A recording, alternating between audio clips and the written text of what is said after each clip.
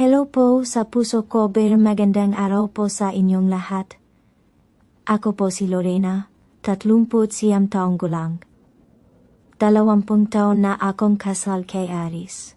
Si Man ang asawa ko, halos 6 na buwan siyang nasa barko at 2 buwan lang kong umuwi. Mayos naman ang takbo ang buhay namin. Hindi man marenya pero sapat. May sarili kaming bahay sa bayan at may maliit akong sari-sari store sa harap. May isa kaming anak na kasalukuyang nag-aaraling kolehiyo sa Maynila. Sa kabilang lahating ito, may mga pagkakataong dinadalaw ako ang lungkot. Kapag wala si Ari, sobrang tahimik ang bahay, parang ang haba-haba ang bawat araw at ang bagaling oras. Kahit abala ako sa tindahan, may pakiramdam pa rin may kulang. Ilang taon na siyang pabalik-balik sa barko. At gayong may edad na ako, doon pa ako nadapa. Isang araw, may minongkahiyang kapitbahay naming si Aling Nena, isang binatang mapagkakatiwalaan to para tumulong sa tindahan at sa bahay. Hindi na ako nagdalawang isip at pumayag agad. Dumating si Lito 24 anyos. Payat pero halatang malakas ang panggangatawan. Matapang ang datingin muka pero may palaging ngiti. Taga-kabilang barangay siya at kakahinto lang doon niya sa trabaho bilang cargorer sa palengke kaya sanay na sanay sa mabibigat na gawin. Magandang umaga po, Ma'am Lorena. Magalang niyang batinan ko na kaming makita pero Lorena na lang. Huwag mo na akong tawaging ma'am parang ang danda ko. Biro ko pinamula siya ng bahagya at ngumiti. Mabilis kong pinagkatiwalan si Lito. Bukod sa magalang, masipag at mabilis kumilos. Araw-araw, maga siyang dumarating para magdilig, maglinis, at magbuhat ng emiya, kahon ng paninda sa malikong tindahan. Kahit tirigang araw, wala siyang reklamo. Tahimik lang siya pero kapag ginausap palaging may ngiti. Isang beses, habang nagayos ako ang paninda sa loob, narinig ko ang boses niyang tumawag, Lorena, may naghahanap po sa inyo. Pero lumabas ako at nakita ko siyang nakatayo sa tabing estante, pawis na pawis. Simple lang ang suit, puting t-shirt, kupas na short at medyas na may butas sa daliri. Hindi ko alam kung bakit, pero may kakaibang pakiramdam akong naramdaman noong araw na iyon. Bersalamat Lito, sabi ko. Walang anuman po, sagot niya sabay ngiti, ngiting may halong hiya at laming, para araw-araw ko siyang nakakasama. Kapag tanghaling tapat, tuloy-tuloy pa rin siya sa trabaho. Minsan sinasabihan ko na siya, Lito magpahinga ka muna, baka mahilo ka niyan. Ayos lang po, sagot niya, palaging may kasamang ngiti. Kapag tanghali, sabay na kaming kumain. 2 lang kami sa bahay, kaya unti-unti kaming naging komportable sa isa't isa. Hindi siya madaldal pero kapag nakukwento ako tungkol kay Aris, sa anak ko o sa tindahan, tahimik lang siyang nakikinig. Ang tahimik mo talaga, biro ko minsan. Ganun po talaga ako pero mahilig po akong makinig. Diretso niyang sagot habang nakaringin sa akin. May kung anong kumislot sa dibdib ko. Hindi ko alam kung dahil ba sa matagal na pagkawala ni Aris o sa pagiging mabait ni Lito.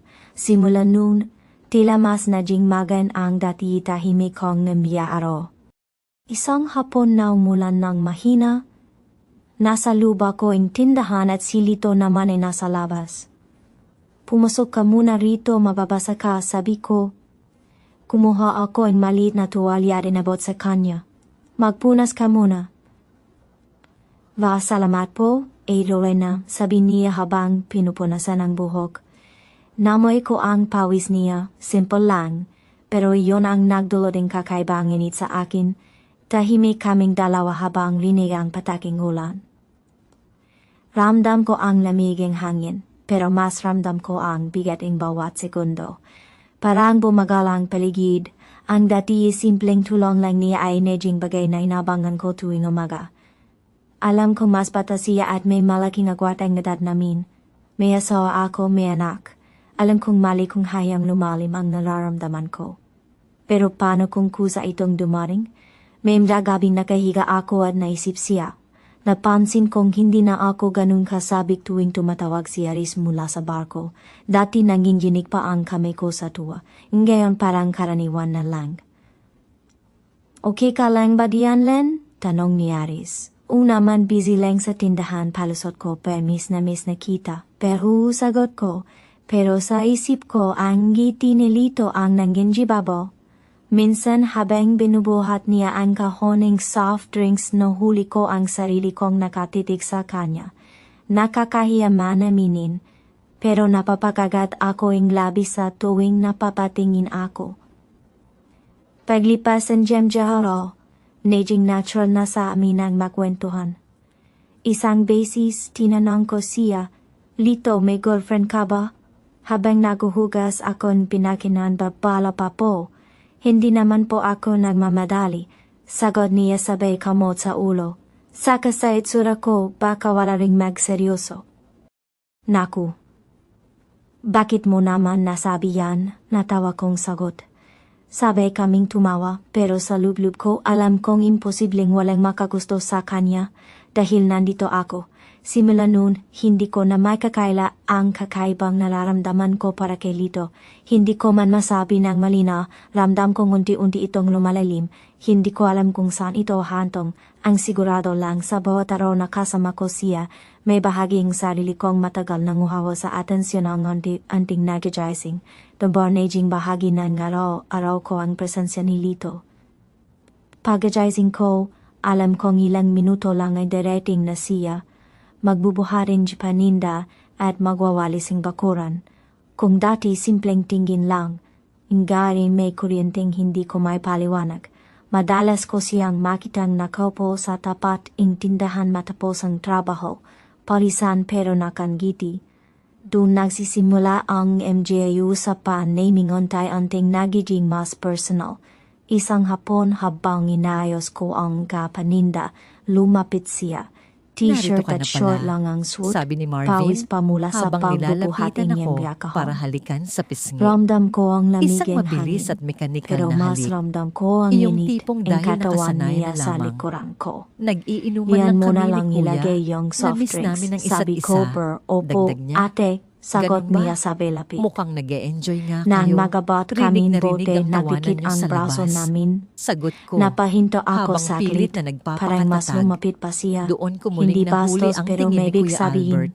Saglit Habang lang yun. nagayos, Pero may pabulong kalakip na siyang lihim nagsalita, na hindi halos maipaliwanag. dikit ang bibig sa tinga Umakyat ko. ako sa kwarto para maligo. Alam niyo ate ang tahimik Hinayaan niyo kong masyado. umagos ang tubig sa aking Para katawan. palingon ako kinakabahan pero Sinusubukang hindi ko palamigin nagawang ang lumayo. nag-aapoy kong pakiramdam. Mag-isa lang naman Sa ako rito. aking isipan, Sino pa ba ang hindi si kakusapin ko? Marvin ang nakikita ko, Sagot ko, kundi pilit ang kinakalma titig ang at sarili. ngiti ni Kuya Albert. Baka gusto niyo ang kausap. Pinagagalitan ko ang aking Oh, sarili. Kaya Dahil ako, alam kong maling-mali ito. napatigil ako. Pero tila mas lalong Hindi yung lumalakas ang karaniwang biro udyok niya. ng aking damdamin. Numiti siya isang Pagkatapos giring may maligo, halong tukso. Nagsuot ako ng Lito, manipis na night ano dress ba yang na sinasabi hanggang mo? tuhod ang haba. Pabiro kong sagot. Pagbaba ko sa sala, Pero hindi wala ko na may si kakaila Marvin ang doon. kilig na Si naramdaman Kuya ko. Albert na lang ang natira. Mula noon, mas tumalas Nasaan ang si ganun nga Marvin? banat niya. Tanong ko. Hindi bastos, hindi pilit Lumabas. pero may laman. May mahalagang Isang gabi kausap sa habang telepono. nagayo sa kong Sagot paninda. niya habang Bumalik nakatitig siya sa akin. matapos Mula isaranggit. ulo hanggang paa. Tahimik na ang Ay, naku. paligid, wala nang Hanggang bumibili. dito ba naman sa bahay ay Ate trabaho Lorena, pa rin ang inuuna niya. Tawag niya. Bulong ko habang mahirap tumutungo siguro sa no, kusina yung para palagi kang kumuha ng mag-isa. tubig. Laging wala ang Hindi ko asawa mo. inaasahan na susunod siya Dahil sa natigilan akin. ako. Sa Hindi ko gitna ng agad alam kung katahimikan, ano ang isasagot. Narinig ko ang kanyang Sanay na mababang akong boses malito. sa likuran ko. Mahina kong Alam mo ba, nasabi. ang Minsan sexy hingga mo at parang ang hindi ko ganda-ganda na mo rin pa. naman talaga siya hinahanap. Napapitlag ako sa gulat. Halos mabitawan Lumapit ko ang siya ng pitsel. bahagi at tila may gustong Lumingon ako sa sabihin. kanya na may Pero halong hindi kaba niya at naman gulat. kailangang magpanggap palagi, sabi niya. Ang tanging nasambit Minsan ko. kita ko po sa inyo Salamat sa ati papuri. malungkot kayo. Dagdag ko na Parang lamang kulang habang sa pilit atensyon na ng ngumingiti. isang lalaki. Ramdam Pero ko ang para bilis akong ng tibok tinaman ng ng puso kidlat ko dahil totoo ang dahil sinabi sa niya. sobrang lapit Totoo niya. lahat yon. Para akong Lito, napako hindi sa mo naintindihan kinatatayuan ang ko. buhay may asawa, Hanggang sa sagot hindi ko. ko na alam kung Wala ka sino pang ang unang asawa. gumalaw. Hindi Ang alam madali. ko lang, naglapat ang aming mga labi Hindi sa ko isang man po mapusok alam ang at lahat, mabilis sagot na niya. halik. Pero marunong Napaatras naman ako, akong makiramdam. nanginginig Pero at dahan-dahan hinihingal. siyang lumapit. Kuya, Ramdam ko ang Bulong init ko muli. iningan niya habang Bago makalapit pa siya kami sa makasagot, haraping counter. narinig na namin ang Parang boses ni huminto ang Marvin. mundo. Kuya Albert, Lito baka may Mabilis na makakita sumagot si pulang ko. Albert na tila Ano walang bang nangyari. ginagawa mo? Pero wala nandito po, ako sa sagot kusina. niya. May kinuha Sumandal lang. siya ng kaunti sa counter. Nagkunwari ako Diretso at umiinom ng seryoso ang tubig, tingin niya. habang Hindi mabilis na na iyon ang bumalik si simpleng Albert sa ngiti ng sala. binatang tahimik lang Nang dati. gabing iyon, Ed habang magkatabi Lorena, kami ni alam Marvin ko, sa kama, alam kong uhaw kayo gising sa na yakaping gising asawa ang niyo. aking diwa. Perlido Maya-maya, marin kong sabi, Bumukas ang hindi pinto naman po at malalaman naramdaman ng kong may asawa niyo, tumabi diba? sa akin. Bulong niya Akala halos ko ay si nasa. Marvin iyon, Tenga ko na ang nakakatapos labi lang niya. sa banyo. Ngunit Alam ibang kong pabango ang naintindihan aking niyo naamoy. ako. Si Kuya Albert yun. Pero mabilis ang tibok Lasing na and si dibdib Marvin. ko. Nakatulog na sa sofa Hindi sa ito baba. biro. Bulong Maya-maya niya sa aking marahan niyang tainga. hinawakan ang braso Ang ganda ko. mo talaga. Hindi marin, parang Sinasayang ka lang nagtatanong ni kung Marvin. pwede. Dapat Tama ay na itinulak ko alito, siya. mahinahon kong Dapat ay sabi. sumigaw Pero ako. kung ayaw niyo, Pero hindi ko hindi kayo ko ginawa. pipilitin, sagot niya habang Sa halip, seryoso akong hinayaan ko ang tinitingnan. aking sarili. Pero kung na sakali tangayin ng kahit agos sandali ng lang, pagnanasa. ako Doon na po ang naganap bahala sa halimbawa na sikreto tagpo. natin. Isang gabi Pupunan na puno ko ng ang init kailangan at niyo. kasalanan. Pero walang halong Kinabukasan, biro ang boses niya. Paggising ko, Doon ako si lalong Marvin na ang kinabahan, nasa tabi ko hindi dahil sa at takot, mahimbing kundi dahil na alam kong natutulog. kaya kong bumigay Tila walang kung hindi nangyari. ko pipigilan Pero ang alam sarili kong sa ko. sandaling iyon, Sa huli, pinawi ang ko siya buhay barilang ko araw ang lumipas ay pero hinding-hindi hindi ko na nababalik siya sa matingnan dati. tulad ng dati. Sa mga sumunod na Tuwing araw, lumalapit siya parang naging may madalas ang kuryenteng aming dumadaloy. pagtatagpo ni Albert. Kapag nagsasalita kapag wala siya si parang Marvin. lumalabo ang paligid. Pakiramdam ko Isang ay muli tanggali akong pareho naging ganap kaming na naiwan babae sa luben sa kanyang gandahan. mga piling. Walang bumibili. Nagsimula kaming Nakatingin lumabas, lang kami sa labas kumain pero sa mga mabigat lugar ang hanging na walang bumabalot sa aming nakakakilala sa baralito. amin. Mahinang Para tawa kaming ko mga po, bagong kasal or na baka puno ng nakakalimot tamis ka. at May excitement. sawa ako. Sa bahay, Pero ang bawat tumango sulok, siya pero ngumiti. mula sala hanggang Ngiting hindi kusina, na ay inosente. naging saksi sa Alam aming ko lihim. po it. Ngunit Kaya ang nga bawat tahimik lang ligayang ako. nadarama ko Pero huwag ay niyo may ring kakambal sabihin na wala kayong matinding nararamdaman.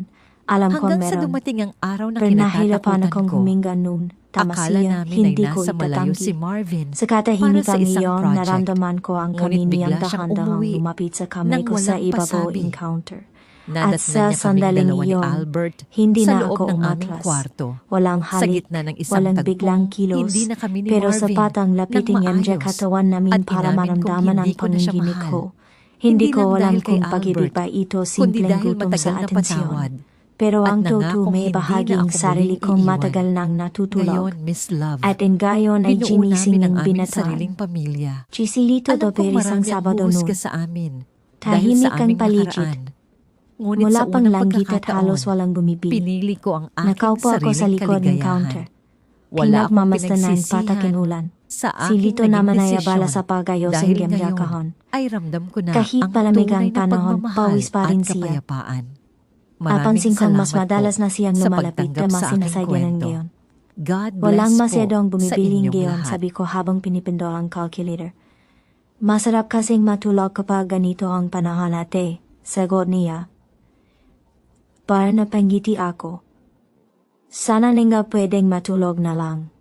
Pero tumahimik siya sandali bago muling nagsalita. Mas masarap po kung may kayakap kapag malamig. Pero napatingin ako sa kanya. Diretsahan ang pagkakasabi niya.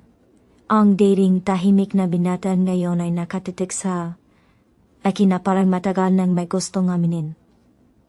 Leto mahina kong sabi. Bakit po ate? Kalhuwakan gang magsalita ng ganyan.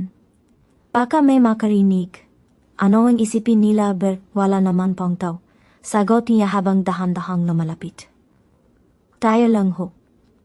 Pero alam kong dapat umatras na ako. Dapat itigil ko na bago pa lumala. Pero habang narinig ko ang mababa at kalmadong boses niya, parang may bahagi ang sarili ko ngayon ang tumakbo.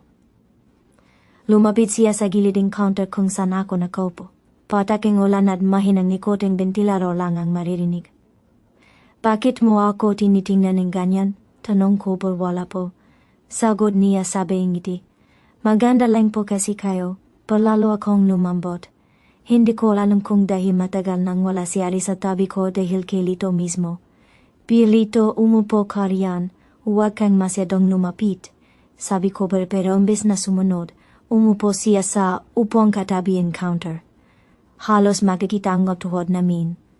Ramdam ko ang ginitin ka. Tawan niya, ang banggo ang damit niya, simple pero nakakalito para nalala ko po. Bulong niya, Nung unang araw ko rito, takot pa akong tumingin sa inyo. Pero talaga, nakangiti kong tanong beropo. Ang ganda niyo kasi pakiramdam ko hindi ako bagay lumapit. Perlito, tigilan mo nga ako pero ko mahina. May asawa ako. Alam ko po sagot niya agad. Pero hindi ko mapigilan ang nararamdaman ko. Muling tumahimik ang paligid. Sa labas dumagundong ang kulog. Kasabayang gidibok ang puso ko, Berlito, huwag mo akong tuksuin, bulong ko. Hindi ko po kayo tinutukso, Ate Lorena. Totu po. Perdahan-dahan niyang inilapit ang kamay niya sa mesa. Papalapit sa kamay ko. Hindi niya agad hinawakan. Parang naghihinding pahintulot. At hindi ko siya pinigilan. Ramdam ko ang iniinpalad niya sa likuring kamay ko. Parang may dumaloy na kuryente sa buong katawan ko. Hindi ko alam kung hihilahin ko ang kamay ko o hayan na lang. Hindi ko rin matandaan kung kailan ako huling tiningin ng ganito. Hindi bilang asawa, hindi bilang may bahay, kundi bilang babay. Lito, pabulong kong tawag. Baka pagsisihan natin ito. Pero hindi ko po pagsisisihan, sagot niya agad. Ang mga sumunod na segundo ay puno ng katahimikan. Walang nangyaring marahas pero bawat maliit na galaw ay parang hakbang papalapit sa isang lihim na mahirap nang pigilan.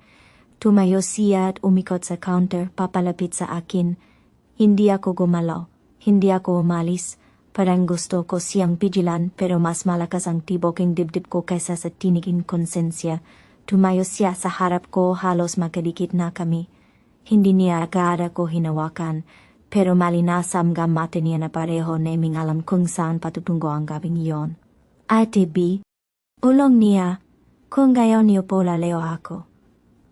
Pero matagal kong hindi sumagot. At sa unang pagkakataon, ako mismo ang hindi umiwas. Hindi ko kailangan maninisip na mangyari ito sa akin. Ako si Lorena, asawa ni Sean. Mayos ang buhay, tahimik ang araw, pero ngayong gabi sa lubing tindahan, ako rin si Lorena, isang babaeng matagal nang nanggugulila sa init at yakaping kasama. Walang salitang binitiwan, wala ring ingay. Pero sa pagitan ng pataking yulan, may nangyaring hindi ko na mababawi. At nang matapos ang gabing iyon, pareho kaming nakaupo sa loob ng tindahan. Hingal at hindi makatingin ng diretso sa isa't isa. Lito, mahina kong sabi, wala kang sasabihin kahit kanino. Kahit kanino.